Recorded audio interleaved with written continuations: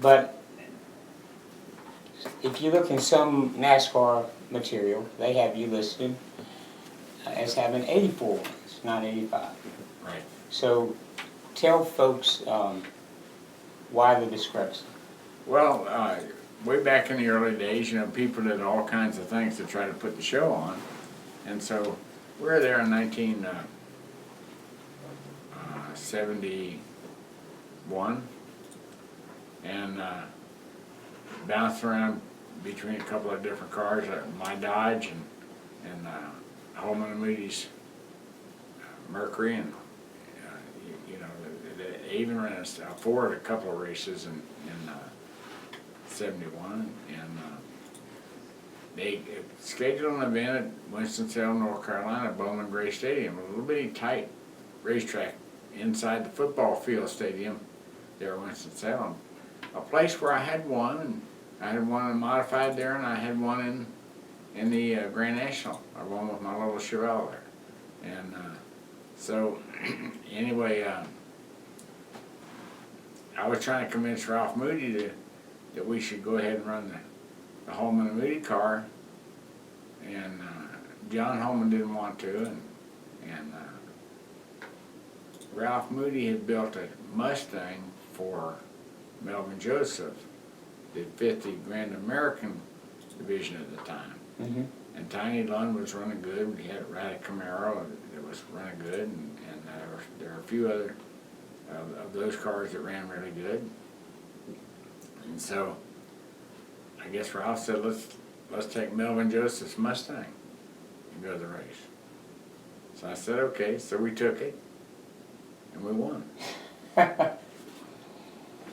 And the Mustang was... Yeah, and it counted for a year or two. Tiny Lund won twice with his Camaro, and NASCAR thought the little cars would be all the way at the back of the pack. Right. And that the big cars would do all the winning. Well, Tiny won twice, and I won once, and for a couple of years that counted.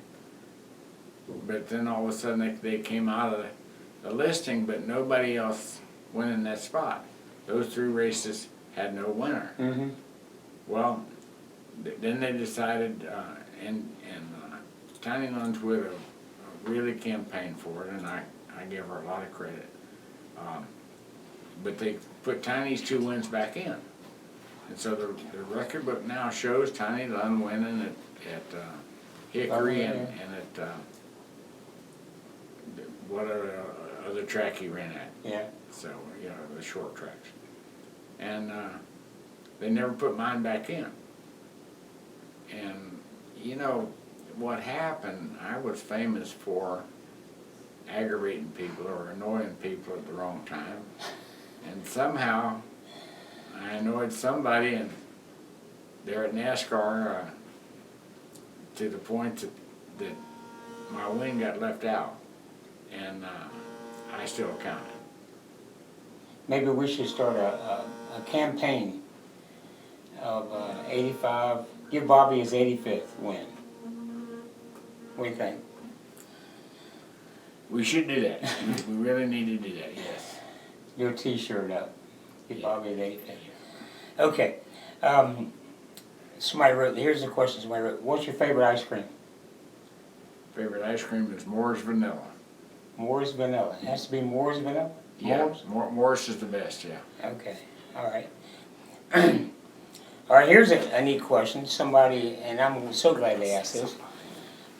Good question. Where can I buy a University of Racing car?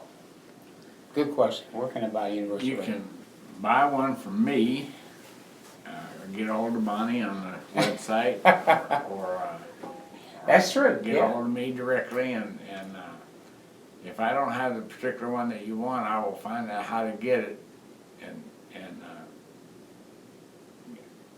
All right, can I answer too? yeah, okay, go ahead. All right. Let me say this. This is a great setup question because one of the best decisions, best moves we've made at Icons was partnering with Lionel. Lionel is our exclusive distributor. Yes. And let me tell you, they are good people. Howard and Michelle have surrounded themselves with talented and good people. So that's been a great partnership and a great experience. They supply all the dealers. So to answer this lady's question, she can buy it through any of the Lionel University Racing dealers. Okay, Out in- yes. out in the- Yeah, and I should have been able to say that. So I apologize slightly.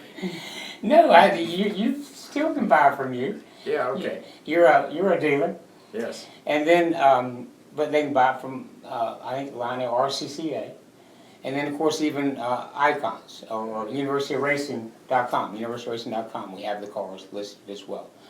But I do want people to know how great. I mean, Lionel has just been a great. They're honorable, integrity, good people. It's been a great relationship. I'm tickled to be here. Okay, Bobby, here's a question.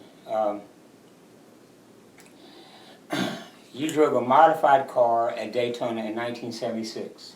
Yep. And you ran big front tires.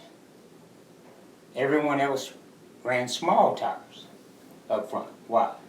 Well, the chassis setup that I liked the best was, actually it wasn't a big tire, it just was the same size on all four wheels, which the modifieds traditionally ran little tires in the front and big tires in the back. But I like the balance better of the four equal sized tires. And so that's how I did it. Okay. All right, here's a good question. It's a philosophical question, all right? What would you say is your most proud moment? Two questions, personally, and then second, professionally.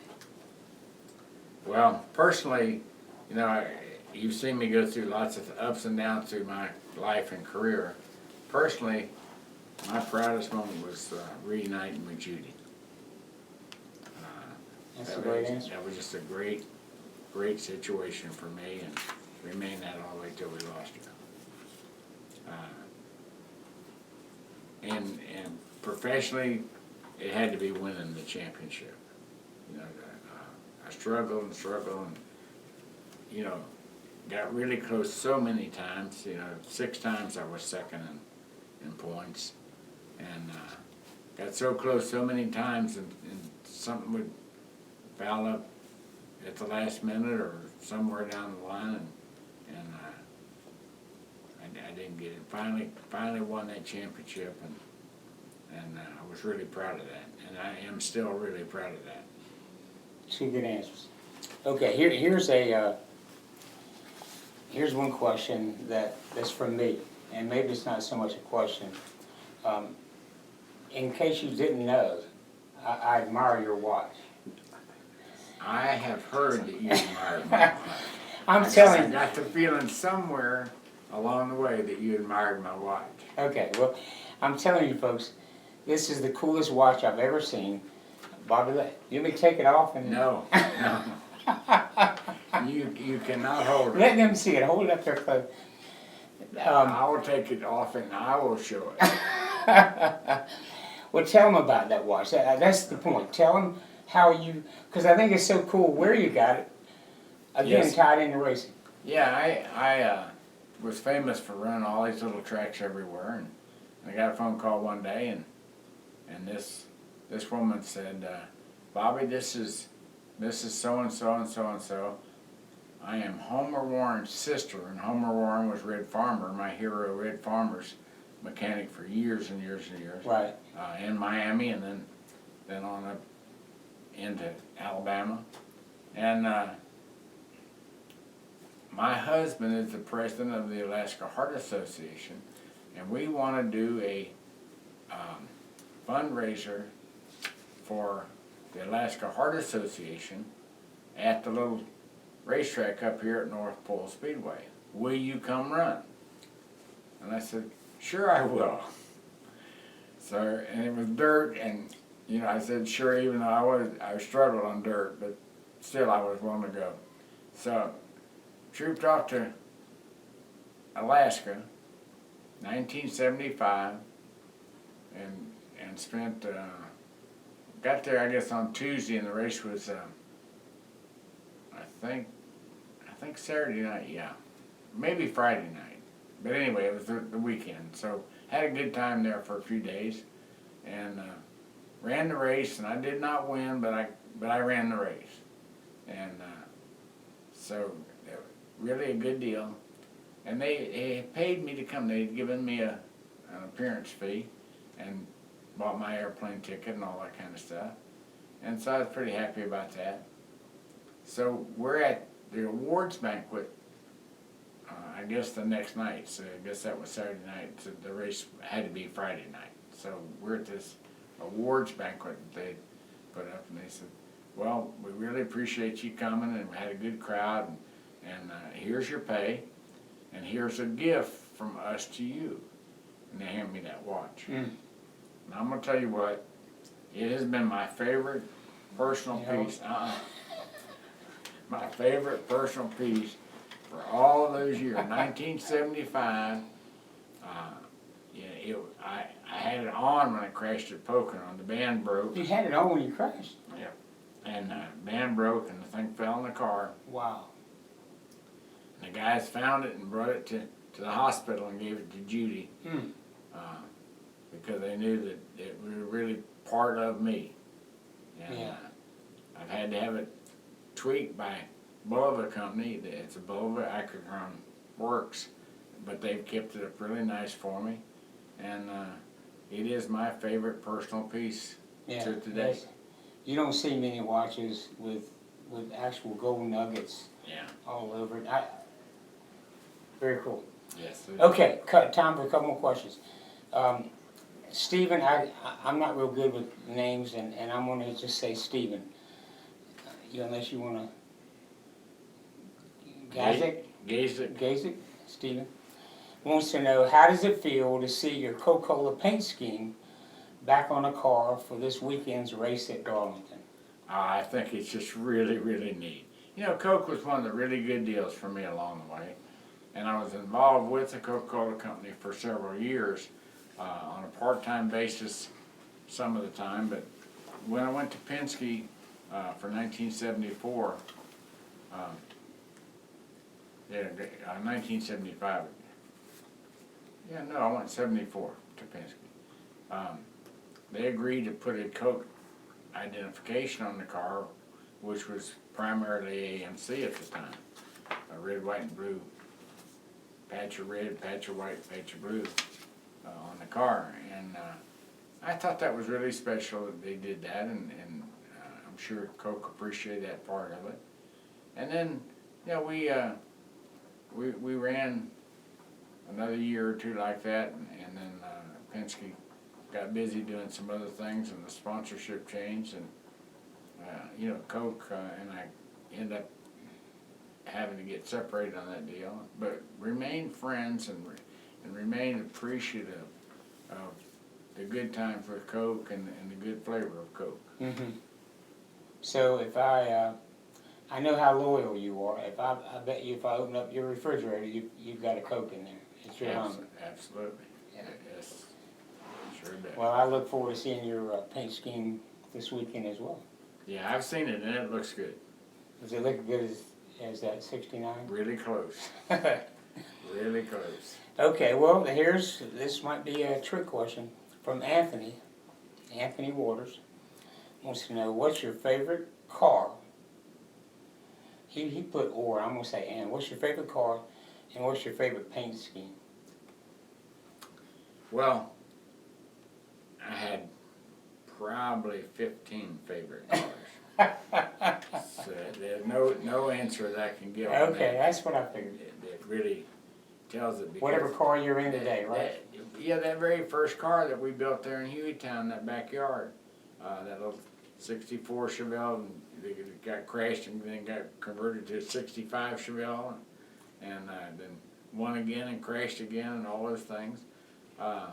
Really stands out as a favorite. But then from that I got into that first Holman and Moody car, the 67 Ford Fairlane, and actually it's the car that Mario Andretti had won Daytona with at the beginning of that year, and I won 3 of the last 4 races of the year with that thing. It definitely has to be in the category of one of the favorites. But then this car right here, you know, we won so much in '71. we won 7 of the last 19 races in that car, Wow.